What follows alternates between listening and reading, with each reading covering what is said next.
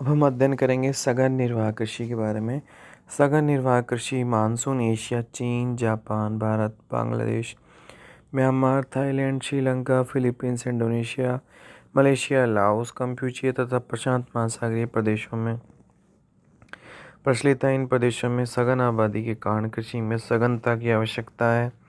सघनता का अर्थ है कि कृषक को एक भूमि के टुकड़े से अधिकतम उत्पादन प्राप्त करने के लिए अधिक प्रयत्न करना पड़ता है। निर्वाह का अर्थ है कि फसलें स्थानीय उपयोग के लिए होती हैं। निर्वाह कृषि दो प्रकार की होती है, चावल प्रधान तथा चावल रहित। चावल प्रधान गहन निर्वाह कृषि वितरण। चावल प्रधान सघन निर्वाह कृषि मानसून प्रदेशों में सीमित है, जहाँ चावल की एकल संस्कृति मोनोकल्चर प्रचलित है। इसके प्रमुख क्षेत्र चीन में क्वांगतोंग, उत्तरी वियतनाम में टोंगकिंग डेल्टा, कंबोडिया में मेकांग नदी का निचला बाढ़ का मैदान, दक्षिणी वियतनाम में निचली इरावदी घाटी, भारत में गंगा ब्रह्मपुत्र डेल्टा तथा उड़ीसा तथा एवं आंध्र प्रदेश के तटीय मैदान सम्मिलित हैं। ये सभी प्रदेश चावल का कटोरा राइस बाउल्स कहलाते हैं। इनके अतिरिक्त कोरिया, दक्षिणी चीन, ताइवान तथा दक्षिणी जापान में भी चावल एक बहुत महत्वपूर्ण फसल है।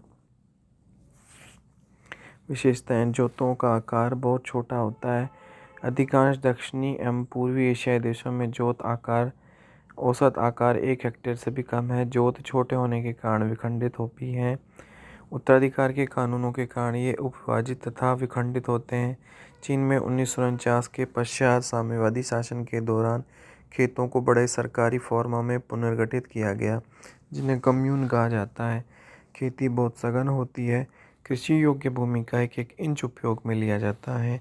इन देशों में कृषि घनत्व इतना ऊंचा है कि लोगों को जीने के लिए छोटे खेतों में सघन उत्पादन करना आवश्यक हो गया है। कृषि योग्य भूमि पर पशु चारण नहीं किया जाता, न ही पशुओं को अन्न खिलाया जाता है। एशिया में प्रत्येक जोत से वर्ष में कम से कम 2 फसलें अवश्य प्राप्त की जाती हैं। इसे 2 फसली खेती कहा जाता है। कृषि की परंपरागत विधियां तथा मानव श्रम की प्रधानता सघन निर्वाह कृषि की प्रमुख विशेषता है। लोहे का हल खेती का प्रमुख उपकरण है। पशु शक्ति बैल या भैंसा का अधिक प्रचलन है। हाथ से काम करने वाले उपकरणों का अधिक प्रयोग किया जाता है। रोपाई का कार्य भी हाथों से किया जाता है। फसल काटने तथा दाने निकालने का काम भी हंसिया द्वारा किया जाता है। विगत वर्षों में कुछ मशीनों का प्रयोग किया जाने लगा है। कृषि अधिकांश कृषक निर्धन होने के कारण हस्तश्रम का ही प्रयोग करते हैं। जापान, कोरिया, थाईलैंड तथा चीन में मशीनरी का व्यापक उपयोग होता है। धान उगाने के लिए अनेक क्रियाएं करनी पड़ती हैं। कृषक बैलों द्वारा हल जोतकर खेत तैयार करते हैं।